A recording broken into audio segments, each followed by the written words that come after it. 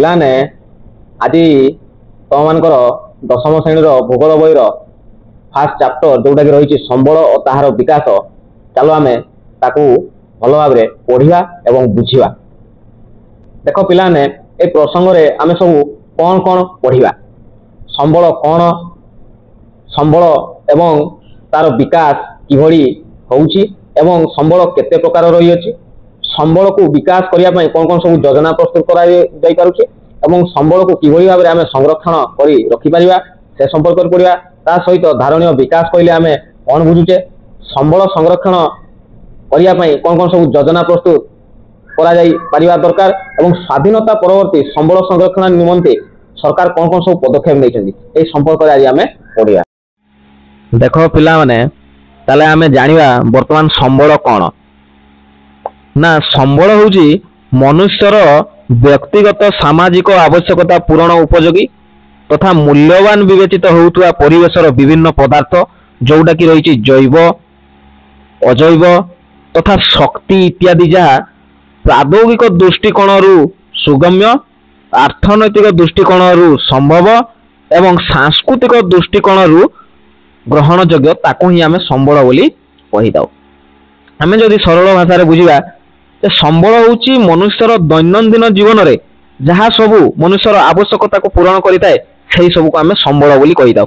କିନ୍ତୁ ଏଇଥିରେ ଦେଲା ନା ବିଭିନ୍ନ ଜୈବ ପଦାର୍ଥ, ଅଜୈବ ପଦାର୍ଥ। ଜୈବ ପଦାର୍ଥ କହିଲେ ତମେ ମାନେ ଜାଣିଛ ଯୋଉଗୁଡ଼ିକର ସବୁ ଜୀବନ ରହିଛି, ଗଛ ଲତା ପଶୁ ପକ୍ଷୀ ଏମିତିକି ମନୁଷ୍ୟ ମଧ୍ୟ ସେଥିରେ ଅନ୍ତର୍ଭୁକ୍ତ। ଠିକ୍ ସେମିତି ଅଜୈବ ସମ୍ବଳ କୋଉଗୁଡ଼ାକୁ ଆମେ କହିବା ନା, ଯୋଉଗୁଡ଼ା ହେଉଛି ବାଲି ପଥର, ଯୋଉମାନେ ନିର୍ଜୀବ ପଦାର୍ଥ ଯେତେ ସବୁ ରହିଅଛନ୍ତି সেই ସବୁକୁ ଆମେ ଅଜୈବ ସମ୍ବଳର ଅନ୍ତର୍ଭୁକ୍ତ କରିପାରିବା। ତା ସହିତ ରହିଛି କ'ଣ ନା ଶକ୍ତି। ଶକ୍ତି ସମ୍ବଳ କୋଉଗୁଡ଼ା ନା, ଆମର ଯୋଉ ରହିଛି ଜ୍ୱାର ଶକ୍ତି ହେଲା, ପବନ ଶକ୍ତି ହେଲା, ସୌର ଶକ୍ତି ହେଲା, ହଁ କି ନାହିଁ, ତାପଜ ଶକ୍ତି ହେଲା, ଏଇ ସବୁ ଗୁଡ଼ିକ ମଧ୍ୟ ଆମେ ସମ୍ବଳ ପଦବାଚ୍ୟ ବୋଲି କହିଥାଉ। ତାହେଲେ ଏଇ ସମ୍ବଳ ଗୁଡ଼ିକୁ, ଏଇ ପଦାର୍ଥ ଗୁଡ଼ିକୁ ଆମେ ସମ୍ବଳ ବୋଲି କେତେବେଳେ କହିବା ନା, ଯେତେବେଳେ ପ୍ରାଦୌଗିକ ଦୃଷ୍ଟିକୋଣରୁ ସୁଗମ୍ୟ ହେଇଥିବ। ପ୍ରାଦୌଗିକ ଦୃଷ୍ଟିକୋଣରୁ ସୁଗମ୍ୟ ଅର୍ଥାତ୍ ଆମର ଯୋଉ ବୈଷୟିକ ଜ୍ଞାନର ବିକାଶ ଯୋଉଟାକୁ କହୁଛେ ବା ଟେକ୍ନୋଲୋଜି ସେଇ ଜାଗାରେ ପହଞ୍ଚି ପାରୁଥିବ। ମନେକର ମୁଁ ଗୋଟେ ଏକ୍ସାମ୍ପଲ୍ ଦେବି ତମକୁ ବର୍ତ୍ତମାନ ନା, ହିମାଳୟ ପର୍ବତ ଶ୍ରେଣୀର ଭିତରେ ବହୁତ ଗୁଡ଼ାଏ ଖଣିଜ ପଦାର୍ଥ ଅଛି। ହିମାଳୟ ପର୍ବତ ଶ୍ରେଣୀ ଜାଣିଛ 8848 ମିଟର ତାର ଉଚ୍ଚତା। ତାରି ଭିତରକୁ ଯାଇକି ଆମେ ଖଣିଜ ପଦାର୍ଥ ଉତ୍ତୋଳନ କରିବା ଅସମ୍ଭବ, କାରଣ ଆମର ଟେକ୍ନୋଲୋଜି ସେତିକି ମାତ୍ରାରେ ଡେଭଲପ୍ ହେଇ ନାହିଁ। ତେଣୁ ସେସବୁ ସେଇ ଖଣିଜ ପଦାର୍ଥକୁ କ'ଣ ଆମେ ସମ୍ବଳ ବୋଲି କହିପାରିବା କି?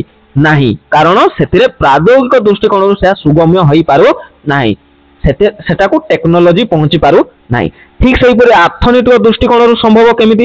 ଅର୍ଥନୈତିକ ଦୃଷ୍ଟିକୋଣରୁ ସମ୍ଭବ ମାନେ, ମନେକର ଯେଉଁ ସମ୍ବଳ କ'ଣ ହେଇପାରୁଥିବା ଦରକାର ନା, ଲାଭବାନ ହେଇପାରୁଥିବା ଦରକାର। ମନେକର ଆମେ ସେଥିରେ କିଛି ସେ ଖଣିଜ ପଦାର୍ଥକୁ ଉତ୍ତୋଳନ କରିବା ପାଇଁ ଆମେ ଯେତିକି ଇନଭେଷ୍ଟ କଲୁ ତା ତୁଳନାରେ ସେ ଆମକୁ ଅଧିକ ମାତ୍ରାରେ ଲାଭଦାୟକ ହେଇପାରୁଥିବ, ତାହେଲେ ଯାଇକି ସେଟାକୁ ଆମେ ସମ୍ବଳ ବୋଲି କହିପାରିବା। ନା କି ସେ ସମ୍ବଳକୁ ଆମେ ସନ୍ଧାନ କରିବା, ତାପରେ ସେଟାକୁ ସେ ସମ୍ବଳକୁ ଉତ୍ତୋଳନ କରିବା ପାଇଁ ଆମେ ଯେତିକି ଖର୍ଚ୍ଚ କରୁଛେ ତା ତୁଳନାରେ ଯଦି ଆମର ଲାଭଟା କମ୍ ମିଳିବ, ତାହେଲେ ତାକୁ ଆମେ ସମ୍ବଳ ବୋଲି କହିପାରିବା ନାହିଁ। ଠିକ୍ ସେମିତି ସାଂସ୍କୃତିକ ଦୃଷ୍ଟିକୋଣରୁ ଗ୍ରହଣଯୋଗ୍ୟ ହେଇଥିବ। ସେ ସମ୍ବଳକୁ ଆଣି ସାରିଲା ପରେ ସମାଜରେ ତାକୁ ଗ୍ରହଣ କରୁଥିବା ଦରକାର, ସମାଜରେ ବସବାସ କରୁଥିବା ଲୋକମାନେ ତାକୁ ଗ୍ରହଣ କଲେ ଯାଇକି ସେଟାକୁ ଆମେ ସମ୍ବଳ ବୋଲି କହିଥାଉ। ତେଣୁ ପିଲାମାନେ ତମେ ଏଇ ତିନୋଟି ଜିନିଷ ମନେ ରଖିବ। ଆମେ ତ ଜାଣିଲେ ନା, ମନୁଷ୍ୟର ଆବଶ୍ୟକତାକୁ ପୂରଣ କରୁଥିବା ପ୍ରତ୍ୟେକ ପଦାର୍ଥ ବା ବସ୍ତୁକୁ ଆମେ ସମ୍ବଳ ବୋଲି କହିଥାଉ, କିନ୍ତୁ ଆମର ସମ୍ବଳର ବ୍ୟାଖ୍ୟା ହେଉଛି ଟିକେ ଅଧିକ। ଆମେ କ'ଣ ଏଇ ତିନିଟା ଜିନିଷକୁ ଆମେ ମନେ ରଖିବା ନା, ପ୍ରାଦୌଗିକ ଦୃଷ୍ଟିକୋଣରୁ ସୁଗମ୍ୟ, ଅର୍ଥନୈତିକ ଦୃଷ୍ଟିକୋଣରୁ ସମ୍ଭବ, ତ ସହିତ ସାଂସ୍କୃତିକ ଦୃଷ୍ଟିକୋଣରୁ ଗ୍ରହଣଯୋଗ୍ୟ, ଅର୍ଥାତ୍ ସଂସ୍କୃତି ତାକୁ ଗ୍ରହଣ କରିପାରୁଥିବା ଦରକାର, ହେଲେ ଯାଇକି ଆମେ ତାକୁ ସମ୍ବଳ ବୋଲି କହିପାରିବା। ପିଲାମାନେ ଏଇଠି ଦେଖିପାରୁଥିବ, ଏଇଟା ହେଉଛି ଦେଖ ଜଳ ସମ୍ବଳ, ଏଇଟା ହେଉଛି ଭୂ ସମ୍ବଳ, ଏଗୁଡ଼ା ହେଉଛି ସବୁ ଖଣିଜ ସମ୍ବଳ, ଏଇଟା ହେଉଛି ଆମର ଅରଣ୍ୟ ସମ୍ବଳ। ଏମିତି ଅନେକ ସମ୍ବଳ ରହିଛି ଯୋଉଗୁଡ଼ା କି ଆମର ପ୍ରାଦୌଗିକ ଦୃଷ୍ଟିକୋଣରୁ ଯଦି ସୁଗମ୍ୟ ହୋଇଥିବ, ଅର୍ଥନୈତିକ ଦୃଷ୍ଟିକୋଣରୁ ଯଦି ସମ୍ଭବ ହୋଇଥିବ, ସାଂସ୍କୃତିକ ଦୃଷ୍ଟିକୋଣରୁ ଯଦି ଗ୍ରହଣ ହୋଇଥିବ, ତାହେଲେ ଆମେ ତାକୁ ସମ୍ବଳ ବୋଲି କହିଥାଉ। ତାପରେ ଆମେ ଦେଖିବା ମନୁଷ୍ୟକୁ ସମ୍ବଳର ସୃଷ୍ଟିକର୍ତ୍ତା କୁହାଯାଏ। ଏବେ ତମ ମନରେ ପ୍ରଶ୍ନ ଆସୁଥିବ ଯେ କାହିଁକି? କାହିଁକି ଆମେ ମନୁଷ୍ୟକୁ ସମ୍ବଳର ସୃଷ୍ଟିକର୍ତ୍ତା ବୋଲି କହିଥାଉ? କାହିଁକି ନା ପ୍ରାକୃତିକ ପରିବେଶ ମଧ୍ୟରେ ଅବ୍ୟବହୃତ କିମ୍ବା ଅଜ୍ଞାତ ହୋଇ ରହିଥିବା ପ୍ରତ୍ୟେକ ପଦାର୍ଥ ସମ୍ବଳ ରୂପେ ବିବେଚିତ ହୋଇ ନଥାଏ। ଆମେ ଜାଣିଛେ ପ୍ରାକୃତିକ ପରିବେଶରେ ବିଭିନ୍ନ ପ୍ରକାର ସମ୍ବଳ ରହିଅଛି, କିନ୍ତୁ ତାହା ଯଦି ମନୁଷ୍ୟର ବ୍ୟବହାରରେ ଆସୁନାହିଁ, ଅବ୍ୟବହୃତ ହେଇକି ପଡ଼ିକି ରହିଛି କିମ୍ବା ଅଜ୍ଞାତ ରୂପେ ପଡ଼ିକି ରହିଛି, ତାହେଲେ ଆମେ ତାକୁ ସମ୍ବଳ କହିପାରିବା ନାହିଁ। ସେହି ସମ୍ବଳ ଗୁଡ଼ିକ ଯଦି ମନୁଷ୍ୟର କାମରେ ଆସୁଛି, ମନୁଷ୍ୟର ଦୈନନ୍ଦିନ ଜୀବନରେ ବ୍ୟବହୃତ ହୋଇପାରୁଛି, ତାହେଲେ ଯାଇକି ଆମେ ତାକୁ ସମ୍ବଳ ବୋଲି କହିଥାଉ। ଠିକ୍ ନା ମନୁଷ୍ୟ ତାର ସନ୍ଧାନ କରି ବିଭିନ୍ନ କାର୍ଯ୍ୟରେ ବିନିଯୋଗ କଲେ ତାହା ସମ୍ବଳ ରୂପେ ବିବେଚିତ ହୋଇଥାଏ। ତାହେଲେ ମନୁଷ୍ୟ ତାକୁ ସନ୍ଧାନ କରିଥାଏ, ଯେଉଁଗୁଡ଼ିକ ଅବ୍ୟବହୃତ କିମ୍ବା ଅଜ୍ଞାତ ଅବସ୍ଥାରେ ଲୁଚିକି ସବୁ ସମ୍ବଳ ଗୁଡ଼ିକ ରହିଥାଏ, ମନୁଷ୍ୟ ତାକୁ ସନ୍ଧାନ କରିଥାଏ ଏବଂ ତାର ଦୈନନ୍ଦିନ ଜୀବନରେ ବ୍ୟବହାର କରିଥାଏ, ତାହାକୁ ଆମେ ସମ୍ବଳ ବୋଲି କହିଥାଉ। ସମ୍ବଳ ହେଉଛି ମାନବୀୟ କାର୍ଯ୍ୟକଳାପର କ୍ରିୟାତ୍ମକ ବସ୍ତୁ, ଅର୍ଥାତ୍ ମନୁଷ୍ୟ ତାର କାର୍ଯ୍ୟକଳାପରେ ଯାହା ସବୁ ବ୍ୟବହାର କରିଥାଏ ଆମେ ତାକୁ ସମ୍ବଳ ବୋଲି କହିଥାଉ। ସେଥିପାଇଁ ମନୁଷ୍ୟକୁ ସମ୍ବଳର ସୃଷ୍ଟିକର୍ତ୍ତା ବୋଲି କୁହାଯାଏ, କାରଣ ମନୁଷ୍ୟ ହିଁ ସେ ସମ୍ବଳକୁ ସନ୍ଧାନ କରିଥାଏ। ଯେଉଁ ସବୁ ଅଜ୍ଞାତ ରୂପରେ ସମ୍ବଳ ଗୁଡ଼ିକ ଯେଉଁ ପଡ଼ିକି ରହିଥାଏ ତାକୁ ଆଣିକି ସେ ନିଜର କାର୍ଯ୍ୟକଳାପରେ ବ୍ୟବହୃତ କରିଥାଏ। ତେଣୁ ଆଉ ଗୋଟେ କଥା ମୁଁ ଏଠି କହିବା ପାଇଁ ଚାହୁଁଛି, ମନୁଷ୍ୟକୁ ସମ୍ବଳର ସୃଷ୍ଟିକର୍ତ୍ତା କୁହାଯାଏ ସତ, କିନ୍ତୁ ମନୁଷ୍ୟକୁ ସମ୍ବଳର ଧ୍ୱଂସକର୍ତ୍ତା ବୋଲି ମଧ୍ୟ କୁହାଯାଉଛି। କାରଣ ତମେମାନେ ଜାଣିଛ ଯିଏ ସୃଷ୍ଟି ସିଏ ହିଁ ବିନାଶର କାରଣ ମଧ୍ୟ ହେଇଥାଏ। ଆମେ ଜାଣିଛେ ମନୁଷ୍ୟ ବର୍ତ୍ତମାନ ସମ୍ବଳକୁ କିଭଳି ମାନେ କ'ଣ ମିସ୍ ୟୁଟିଲାଇଜ କରୁଛି ବା ମିସ୍ ୟୁଜ୍ କରୁଛି, ସମ୍ବଳ ଗୁଡ଼ିକୁ ସଠିକ ଭାବରେ ସେ ୟୁଜ୍ କରୁ ନାହିଁ। ପିଲାମାନେ ସମ୍ବଳକୁ ଦେଶର ଅର୍ଥନୈତିକ ବିକାଶର ଚାବିକାଠି ବୋଲି କୁହାଯାଉଛି। କାହିଁକି, କ'ଣ କାରଣ ରହିଛି ଯେ ଆମେ ସମ୍ବଳକୁ ଅର୍ଥନୈତିକ ବିକାଶ ଚାବିକାଠି ବୋଲି କହୁଛୁ? କାରଣ ଯେଉଁ ଦେଶ ସମ୍ବଳକୁ ଯେଭଳି ଭାବରେ ବିନିଯୋଗ କରିଥାଏ ତାର ଅର୍ଥନୈତିକ ବ୍ୟବସ୍ଥା ସେଇଭଳି ହେଇଥାଏ। ଏଠି ଲେଖା ହେଇଛି, ତମେ ଦେଖିପାରୁଥିବ ଏଠି, ଯେଉଁ ଦେଶ ଏହି ସମ୍ବଳକୁ ଗଚ୍ଛିତ ଅବସ୍ଥାରୁ ନେଇ ଯେତିକି ପରିମାଣରେ ବିକଶିତ କରିପାରିଛି ସେ ଦେଶର ଅର୍ଥନୈତିକ ଅବସ୍ଥା ସେତିକି ପରିମାଣରେ ସମୃଦ୍ଧ ହୋଇପାରିଛି। ଅର୍ଥାତ୍ ଆମର ପ୍ରକୃତିରେ ବହୁତ ଗୁଡ଼ାଏ ସମ୍ବଳ ରହିଅଛି, ସେ ସମ୍ବଳକୁ ଆମେ ଅନୁସନ୍ଧାନ କରିବା ଦରକାର ଏବଂ ସେଗୁଡ଼ିକୁ ଆମର ମନୁଷ୍ୟମାନଙ୍କର କାମରେ ଲଗାଇ ପାରିବା ଦରକାର। ଯାହାଦ୍ୱାରା କ'ଣ ହେଇପାରିବ ନା ସେ ସମ୍ବଳକୁ ବିନିଯୋଗ କରିବା ଦ୍ୱାରା ମନୁଷ୍ୟ କ'ଣ କରିବ, ସେ ଅର୍ଥନୈତିକ ବ୍ୟବସ୍ଥାର ମଧ୍ୟ ଅଂଶଗ୍ରହଣ ହେଇପାରିବ। କାରଣ ସେ ସମ୍ବଳକୁ ତ ସେ କ'ଣ କରିବ, ସେ ତ ବଜାରରୁ କିଣିକି ଆଣିବ ନା, କିଣିକି ଆଣିଲା ମାନେ କ'ଣ କରୁଛି, ସେ ପଇସା ଖର୍ଚ୍ଚ କରୁଛି ଅଲ୍ଟିମେଟଲି, ଆଉ ସେ ପଇସାଟା କୋଉଥିରେ, ଆମର ଦେଶରେ ଅର୍ଥନୈତିକ ବ୍ୟବସ୍ଥାରେ କାମରେ ଆସୁଛି। କୌଣସି ଦେଶର ସଭ୍ୟତା କିମ୍ବା ଅର୍ଥନୈତିକ ବିକାଶ ଉକ୍ତ ଦେଶର ଜନସଂଖ୍ୟା, ପ୍ରାକୃତିକ ସମ୍ବଳ ଓ ମନୁଷ୍ୟମାନଙ୍କର ସମ୍ବଳର ବ୍ୟବହାରକାରୀ ଗୁଣ ଉପରେ ଏହା ନିର୍ଭର କରିଥାଏ। ଦେଖ କୌଣସି ଦେଶର ସଭ୍ୟତା କହିଲେ ଜାଣିଛ ସିଭିଲାଇଜେସନ, ଯୋଉଟା କହିପାରିବା ଆମେ ଉନ୍ନତ ସାମାଜିକ ବିକାଶ ପଦ୍ଧତି ଯୋଉଟାକୁ କହିପାରିବା ଆମେ, ଏବଂ ଅର୍ଥନୈତିକ ବିକାଶ ଉକ୍ତ ଦେଶର ଜନସଂଖ୍ୟା ଉପରେ ନିର୍ଭର କରିଥାଏ। ଜାଣିଛ ଜନସଂଖ୍ୟା ଯୋଉ ଦେଶର ଯେଭଳି ହେଇଥାଏ ସେ ସମ୍ବଳ ଗୁଡ଼ିକର ବ୍ୟବହାର ମଧ୍ୟ ସେଇଭଳି ହେଇଥାଏ। ଜନସଂଖ୍ୟାଟା ଗୋଟେ ବହୁତ ଗୁରୁତ୍ୱପୂର୍ଣ୍ଣ ଭୂମିକା ନିର୍ବାହ କରିଥାଏ। ଅଧିକ ଜନସଂଖ୍ୟା ହେଲେ ମଧ୍ୟ ଖରାପ, କାରଣ ଯେଭଳି ଅଧିକ ଜନସଂଖ୍ୟା ହେଲେ କ'ଣ ହେବ ନା ସମ୍ବଳକୁ ଆମେ ଅପବ୍ୟବହାର ମଧ୍ୟ କରିଥାଉ। ଆଉ ପ୍ରାକୃତିକ ସମ୍ବଳ, ଭଗବାନ ଆମକୁ ପ୍ରାକୃତିକ ପରିବେଶରେ ବହୁତ ଗୁଡ଼ାଏ କିଛି ସମ୍ବଳ ଦେଇଛି, ତାକୁ ଯଦି ଆମେ ସଠିକ ଭାବରେ ୟୁଜ୍ କରିବା ନାହିଁ ତାହେଲେ ଆମର ଅର୍ଥନୈତିକ ବିକାଶ ହେଇପାରିବ ନାହିଁ। ଆଉ କାହା ଉପରେ ଡିପେଣ୍ଡ କରିଥାଏ ନା ମନୁଷ୍ୟର ସମ୍ବଳ କିଭଳି ଭାବରେ ସେ ବ୍ୟବହାର କରିଥାଏ, ତାର ସେ ବ୍ୟବହାର କରିବାର ଗୁଣ ଉପରେ ଏହା ନିର୍ଭର କରିଥାଏ। ତାହେଲେ ଆମେ ଦେଖିବା ପାଇଁ ଗଲେ ଯଦି ଆମେ ଅର୍ଥନୈତିକ ବିକାଶ କରିବା ପାଇଁ ଚାହୁଁଛେ ତାହେଲେ ସମ୍ବଳକୁ ଆମେ ସଠିକ ଭାବରେ ୟୁଜ୍ କରିବା ଦରକାର ବା ବ୍ୟବହାର କରିବା ଦରକାର। ପିଲାମାନେ ବର୍ତ୍ତମାନ ଆମେ ଦେଖିବା ସମ୍ବଳର ରୂପାନ୍ତରଣ ପ୍ରକ୍ରିୟା। ପିଲାମାନେ ଆମେ ଜାଣିଛେ ଯେ କିଛି ସମ୍ବଳ ଅଛି ଯେଉଁ ସମ୍ବଳକୁ ଆମେ ସିଧାସଳଖ ବ୍ୟବହାର କରିଥାଉ, ଯେମିତି ହେଲା ଜଳ ହେଲା, ମାଟି ହେଲା, ପବନ ହେଲା, ଓକେ ନାଇଁ, ଏଇ ସମ୍ବଳ ଗୁଡ଼ିକୁ ଆମେ ସିଧାସଳଖ ଭାବରେ ଗ୍ରହଣ କରିଥାଉ। କିନ୍ତୁ କିଛି ସମ୍ବଳ ଅଛି ଯେଉଁଗୁଡ଼ିକୁ ଆମେ ସିଧାସଳଖ ବ୍ୟବହାର କରିପାରି ନଥାଉ। ଉଦାହରଣ ସ୍ୱରୂପ ଯଦି କହିବା କପା ସମସ୍ତେ ଜାଣିଛ, କପାଟାକୁ ଆମେ କ'ଣ ସିଧାସଳଖ ଭାବରେ ବ୍ୟବହାର କରୁଛୁ କି?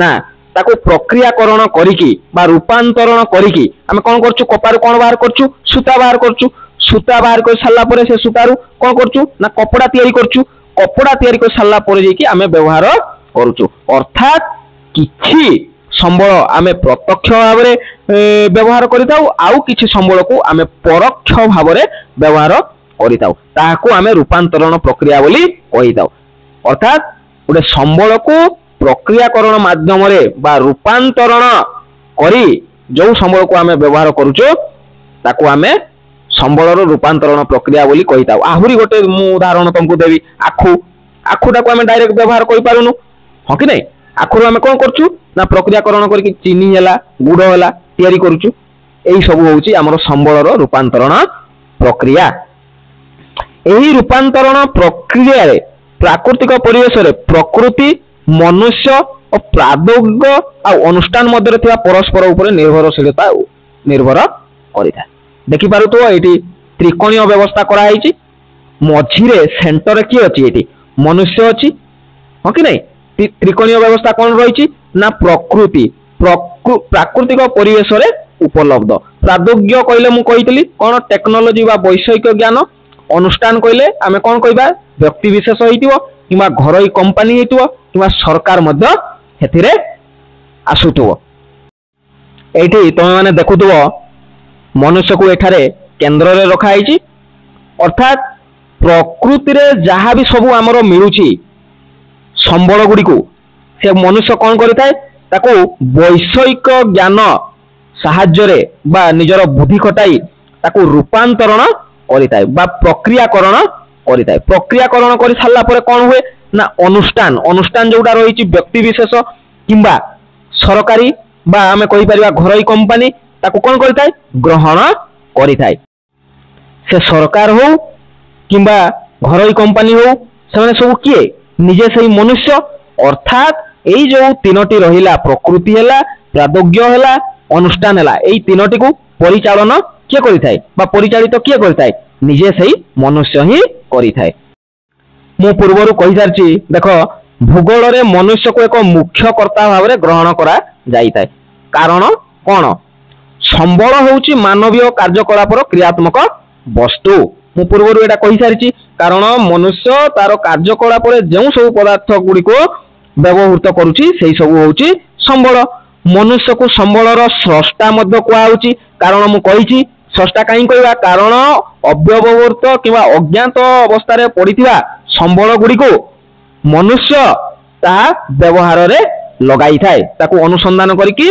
निजर कार्यकलाप रे व्यवहृत करिथाय तेनु आमे मनुष्य को संबलर स्रष्टा बोली कहिताउ उपभोक्ता को आमे मनुष्य को कहीं कहवा कारण से जो संबल गुड़ी को से अनुसंधान करिला एवं से संबल को किए उपभोग करला से मनुष्य निजे उपभोग करला तेणु ताको उपभोक्ता मध्य कुआउची आउ कोन करची ना क्षयकारी कारक बोली मध्य कहिताउ आमे मनुष्य को क्षयकारी कारक बोली मध्य कहिताउ कारण मनुष्य ताको निजे अनुसंधान करिताय निजे ताको उपभोग करिताय एवं निजे मध्य ताको क्षय मध्य करिताय मु पूर्वरु कहिची जे मनुष्य को संबलर सृष्टिकर्ता बोली मध्य कुआ जाए आ मनुष्य को संबलर ध्वंसकर्ता बोली मध्य कुआ जाइताय मनुष्य संबल को उत्पादन मध्य करिताय उत्पादन करि सारला परे से कोन करताय प्रत्येक जगह को से पहुंचाइताय बंटन करिताय तापरे ताको कोन करिताय मनुष्य ताको व्यवहार करिताय आ क्षय मध्य करिताय एही प्रवृत्ति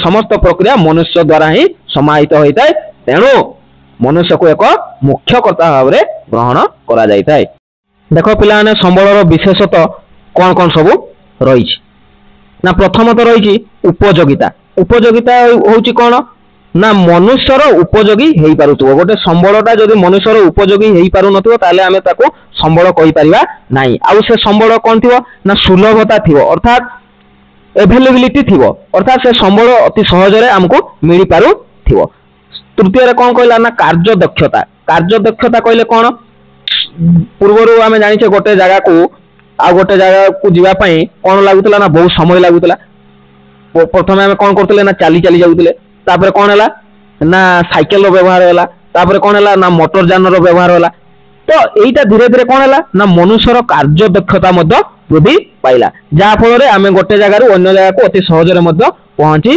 ପାରୁଛୁ। এটা সম্ভব ହେଲା କାହା ଦ୍ୱାରା? ନା ଏହା ସମ୍ଭବ ହେଲା ସେଇ ସମ୍ବଳ ଦ୍ୱାରା। ଆଉ କଣ ରହିଛି ନା ପରିବର୍ତ୍ତନଶୀଳତା ରହିଛି। ସମ୍ବଳର ଆଉ ଗୋଟେ ବିଶେଷତ୍ୱ କଣ ରହିଛି ନା ପରିବର୍ତ୍ତନଶୀଳତା ରହିଛି। ପରିବର୍ତ୍ତନଶୀଳତା ଅର୍ଥାତ୍ ସମାଜରେ ଲୋକମାନଙ୍କର ଡିମାଣ୍ଡ ବା ଚାହିଦା କଣ ହଉଛି ନା ସବୁବେଳେ ପରିବର୍ତ୍ତନ ହଉଛି। ଯଦି ସେ ପରିବର୍ତ୍ତନ ଯଦି ସେ ସମ୍ବଳର ହେଇପାରିବ ନାହିଁ ତାହେଲେ ସେ ସମ୍ବଳର ବିଶେଷତ୍ୱ ରହିବ ନାହିଁ। ଲୋକମାନଙ୍କର ଚାହିଦା ଅନୁସାରେ ଲୋକମାନଙ୍କର ଡିମାଣ୍ଡ ଅନୁସାରେ ଯଦି ଆମେ ସମ୍ବଳକୁ ପରିବର୍ତ୍ତନ ନ କରିବା ତାହେଲେ ସେ ସମ୍ବଳ ମନୁଷ୍ୟର ବ୍ୟବହାରରେ ଆସିବ ନାହିଁ। ତାହେଲେ ପିଲାମାନେ ଏଇ ସମ୍ବଳର ଏଇ ଯୋଉ 4ଟି ବିଶେଷତ୍ୱକୁ ତମେ ମାନେ ମନେ ରଖିବ।